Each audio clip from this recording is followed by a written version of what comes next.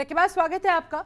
मुख्तार अंसारी की पेशी पर अफजाल अंसारी का कहना है कि न्याय प्रक्रिया पर हमें पूरा भरोसा है, लेकिन उत्तर प्रदेश पुलिस और प्रशासन पर भरोसा नहीं, क्योंकि मुख्तार अंसारी के केस में सरकार जितनी तेजी दिखा रही है उतनी तेजी बाकी मामलों में तो दिखती नहीं।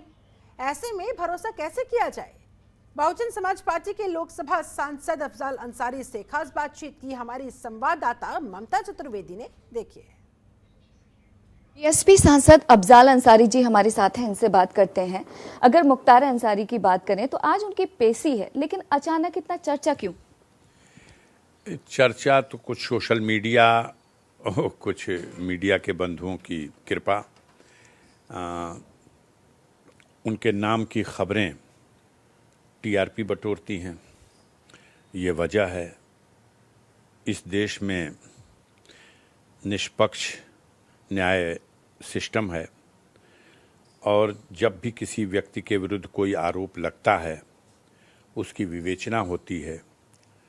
अगर विवेचना में साक्ष्य मिलते हैं तो फिर चार्जशीट फाइल होती है न्यायालय में। इसके बाद न्यायालय जिस व्यक्ति को के विरुद्ध ये चार्जशीट आई है उसे उसकी कॉपी देता है और फिर चार्ज बनाना और आगे के ट्रायल की प्रोसीडिंग होती है। न्यायालय तय करता है कि क्या साक्ष्य चार्जशीट में दिखाया गया और क्या प्रस्तुत किया गया, उसके आधार पे वो नतीजा निकालती। मुझे जहां तक मालूम है मुख्तार अंसारी के विरुद्ध लखनऊ में फ़िलहाल 2 मामले हैं। एक बहुत पुराना मामला है, जब वो कभी लखनऊ कारागार में बंद थे तो जिस बैरिक में वो रखे गए थे उस बैरिक के कुछ बंदियों से और किसी दूसरी बैरिक में बंद कुछ बंदियों से कहा सुनी हाथापाई हुई थी। उस मामले में मामला दर्ज हुआ था जेल प्रशासन की तरफ से।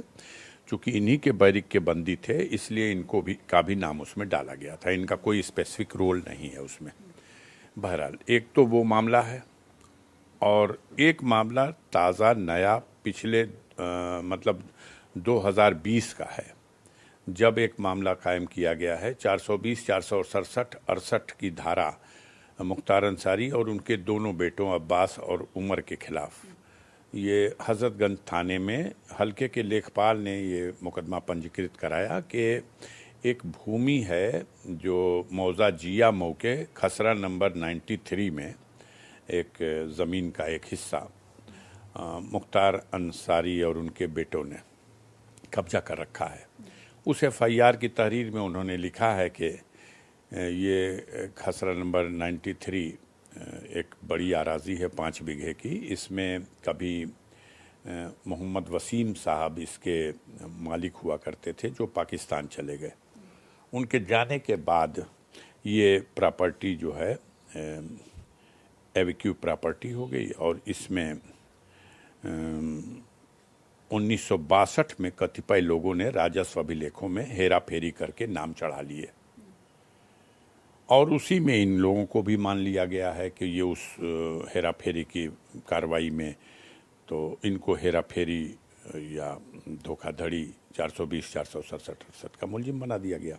क्या आपको देश के न्यायिक प्रक्रिया पर भरोसा है? लगता है इंसाफ मिलेगा? तो हमेशा भरोसा रहा है, हमेशा भरोसा होगा। जो व्यक्ति अपना मामला, अपने विरुद्ध लगे गए आरोप न्यायालय में परीक्षण कराता हो उसे देश के संविधान पर और न्यायिक प्रक्रिया पर पूरा भरोसा है।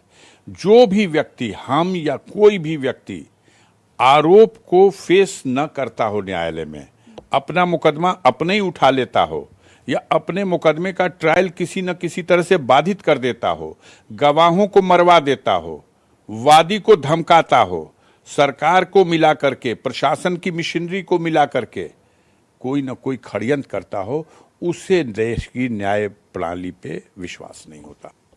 वक्त देने के लिए शुक्रिया। तो आप सुन रहे थे अफजाल अंसारी जी को, जिन्होंने केंद्र सरकार के साथ साथ उत्तर प्रदेश सरकार से भी कई सवाल पूछे। अब देखना ये होगा कि यूपी सरकार क्या इस पूरे मसले पर जो सवाल पूछे गए हैं उस पर जवाब देती है। कैमरा पर्सन सुमित के साथ ममता चतुर्वेदी, जनतंत्र टीवी, दिल्ली। खबरों के निष्पक्ष विश्लेषण के लिए सब्सक्राइब करें Jantantra TV and press the bell icon. Never miss any update.